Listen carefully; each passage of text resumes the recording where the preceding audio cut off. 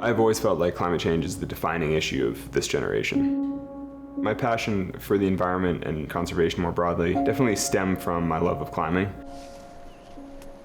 I think as a climber, you wind up with a unique perspective on climate because you spend so much time outside, up high on the sides of cliffs, looking down on things. It gives you a vantage point that the average tourist driving through the park doesn't necessarily see.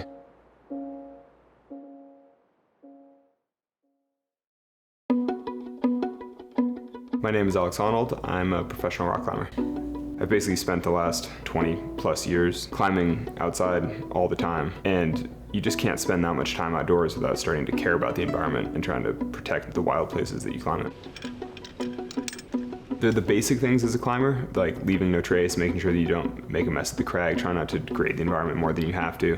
Really, I think the climbing lifestyle is relatively low impact, except that you're constantly traveling between different climbing areas. If you go to an area, stay there for at least a month.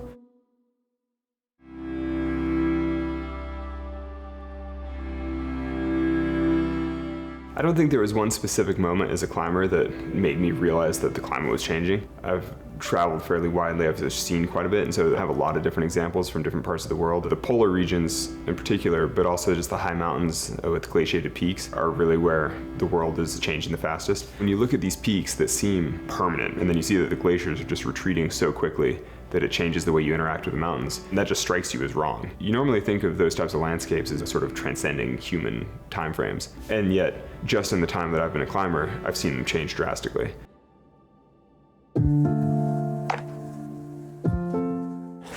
So I went to Yosemite a bunch as a kid, but then my first time climbing there, I was 18 or 19. You know, I've been climbing in Yosemite for 15 years, and now it's unimaginably hot to climb there in June or September. The comfortable climbing season has shifted months on either side. It is slightly hard to plan for as a climber.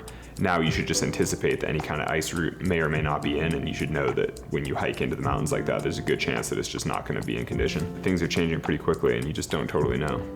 As a result of my travel experiences as a climber and seeing how quickly the world is changing, I started the Honnold Foundation, which supports solar projects around the world. So sometimes that means solar panels on a school for indigenous girls in Guatemala, with solar-powered boats in the Amazon, grid-tied solar systems in the US in low-income communities, and basically all kinds of different systems.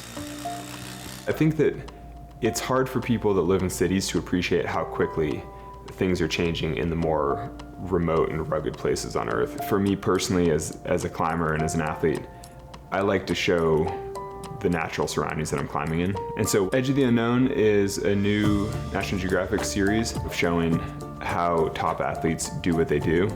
And it allows folks at home an opportunity to see some of the edges of Earth that you're just not seeing normally.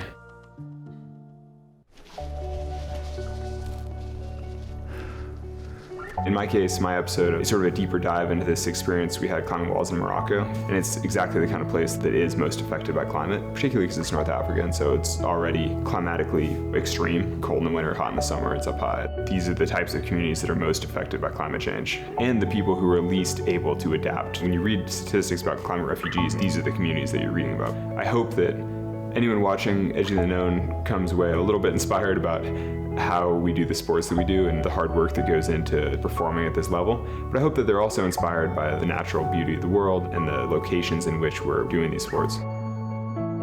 When I think about the world that my child will eventually inhabit, I prefer to think that it could actually be great if humanity chooses to rise to the occasion and meet some of these challenges. We just haven't quite chosen to take that path yet. But the optimist in me just feels like you may as well at least think about the ways in which you can improve the world by acting on climate. And I think that's the more tenable path forward.